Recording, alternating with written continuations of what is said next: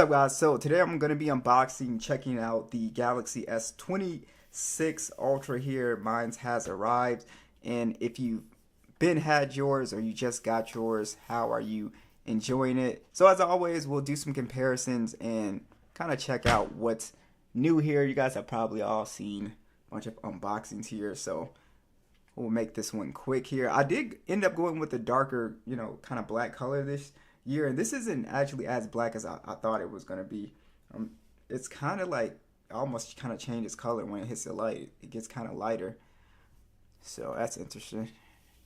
All right, and yeah, it looks pretty similar to the S25 Ultra here. Of course, we got the new camera design, which I really like it. It looks a lot more premium. And let's see, the pen feels a lot different. Like taking it out feels a little bit different for sure here. And yeah, the pen still kind of has like that light feel to it because of the lack of Bluetooth. They have almost like completely got rid of like the boxiness of it. Well, it's still kind of, yeah, it's still kind of squared off on the sides here. Yeah, very comfortable. This is a much more comfortable phone to hold. But one of the biggest complaints, and I know you can't have both. A lot of people like that boxy design that the S24 and 23 had. Even though it was sharp, most people will put a case on it. But yeah, Samsung has completely like gone away from that design, and we're kind of back to like it really reminds me of the S21 Ultra, honestly. But we're kind of back to that. So let's go ahead and set it up. I'm excited to check out this privacy display, so I'm really excited to see what this looks like. In the box, you should also expect a Type-C to Type-C cable. We'll be doing some charging tests because this does have 60 watts, and we get our SIM ejection tool, so we'll be doing some charging tests to see how much faster it charges now. Alright guys, we are all set up, and I do want to mention that Samsung, they did change from the titanium to the aluminum. So that is different. We're back with the aluminum armor 2. And then also, guys, we are a little bit lighter at 214 grams. So it's not as heavy as the S25 Ultra and 24 Ultra. It still has a little bit of weight to it, but you could kind of tell the difference a little bit. But yeah, those are going to be like a lot of the essential hardware differences.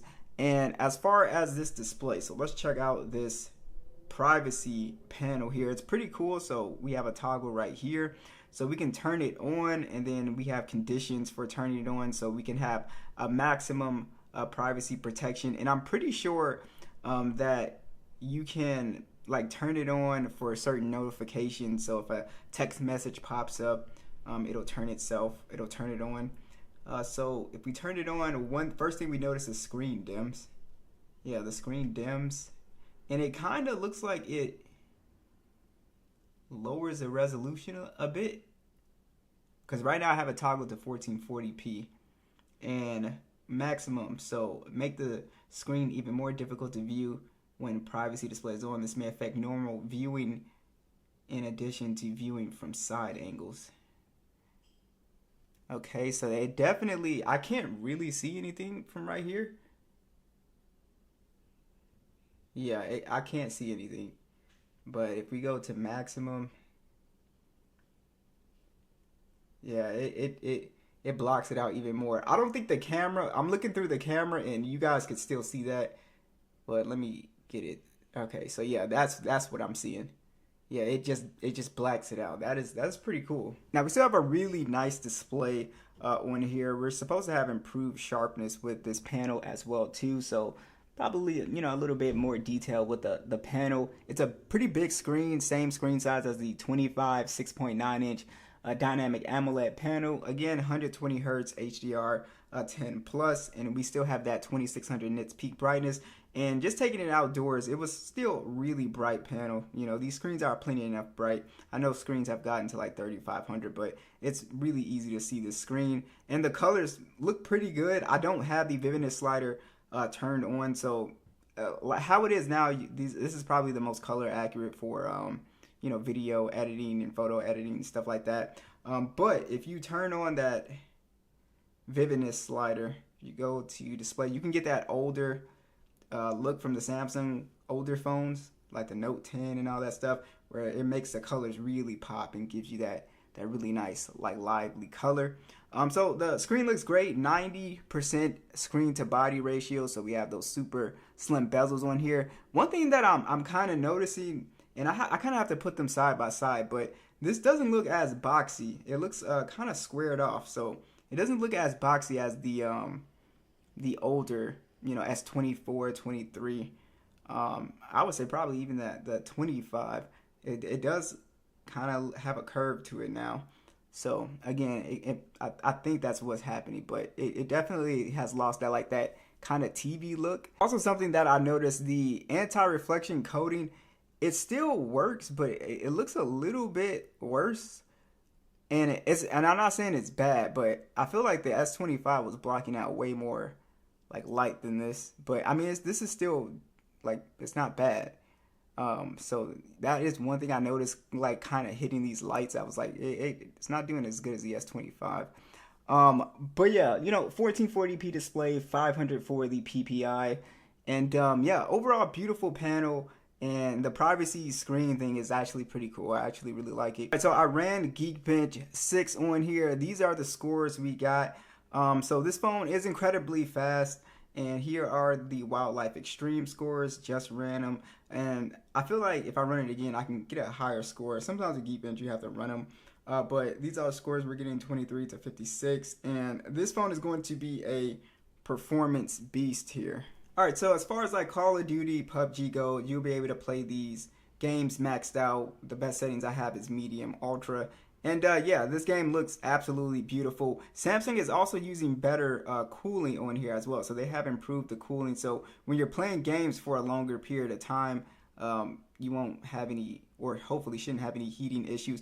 Taking this phone out, it was hot today, taking photos and videos and stuff. I haven't had this thing really even getting warm, just like the S26 Plus. So it is really smooth. And like I said, the screen looks really good. I really like how the screen looks here. But yeah, guys, overall, we get about a 20% bump up in CPU, GPU. So the real kind of thing that they're focused on really is going to be the AI. So that is almost a 40% bump up in performance for the AI / NPU performance. So it'll be able to, do those tasks a bit better. And yeah, so gaming on here will be, a little bit better, but it should be able to perform these AI tasks a lot better. So things like your Gemini should be a little bit faster. Circle to search will be a little bit quicker. And I think it's not necessarily these, it's what Samsung is doing and probably going to do in the future with their AI stuff. There's a lot of stuff like the Now Nudge. It does it suggests actions based on your screen to help you get things done quickly.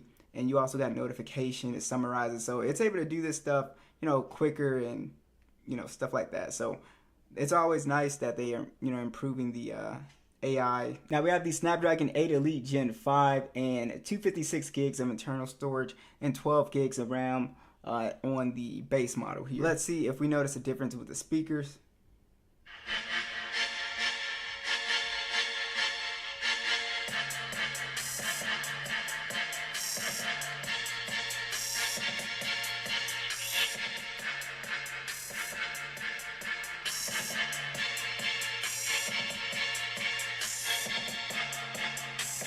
Yeah, pretty strong speakers. They sound pretty similar to the S25 Ultra. Very good bass presence, very good clean sound on here. And this top speaker is actually giving out a really good amount of sound, giving out some bass, nice punchiness. So if you are kind of like this speaker will still give you a really good sound. Fingerprint scanner, of course, has not changed at all. It's still ultrasonic, very quick, so no issues there. All right, so I went out and took a lot of photos with this phone. And I was pretty impressed with the image quality for sure. Where Samsung has made the improvements, we do have 47% brighter main lens aperture for the main camera, and then 37% brighter telephoto aperture. And then we also are supposedly supposed to have improved nightography for videos and photos to reduce that noise. And, more natural skin tones and stuff like that, which I'm, kind of excited to see. But similar camera setup for the most part, 200 megapixel standard, 10 megapixel telephoto, 3 times optical, 50 megapixel telephoto, 5 times optical. We can still do the classic 100 times zoom. We have a 50 megapixel ultra wide. We can still shoot in 8K 24 and 30 with a 12 megapixel selfie that shoots in 4K 60. I thought the photos and videos looked fantastic. I was really impressed. I was more impressed with the telephoto lens. It's doing a really good job. Like I'm really like seeing the detail. And again, I gotta put this side by side with the S25 and the older models, and we'll see like a clear difference if there is a clear difference. But yeah, the video looks excellent. Photos look beautiful. It's handling certain lighting situations really good. Overall, the colors are also a little bit more accurate as well, I'm noticing. So I was pretty impressed with the photos, my first impressions with the photos here. So beautiful shots just across all the lenses, really good consistency. So again, very impressed with the photos. We also have the new feature with the horizon lock, or the horizontal lock. So that's a pretty cool feature. And yeah, so my first impressions of the photos and videos, beautiful, very smooth transitions when you're panning in and out as well too. So again, I have to put these side by side to see if there's a actual noticeable difference, but the cameras objectively by themselves look really good. Lastly, we should have improved battery life here, and this is mostly going to be the chip. It's supposedly supposed to give us better battery life, up to 31 hours of video playback. Samsung is claiming 5,000 milliamp hour battery. The real upgrade here is going to be this faster charging speed, which I think is pretty nice. Samsung was using 45 watt charging for a very long time. So we have 60 watts now, and we have 25 watt wireless charging, and we still have the same reverse wireless charging speeds at 4.5 watts. It is Qi 2.2. I would have liked to seen the magnets in this phone, but it's not in here, so a little bit of a bummer. But yeah, my first impressions, really enjoying the phone. The new design I think looks pretty solid. It's such a much better looking device than the S25 Ultra. So what do you guys think?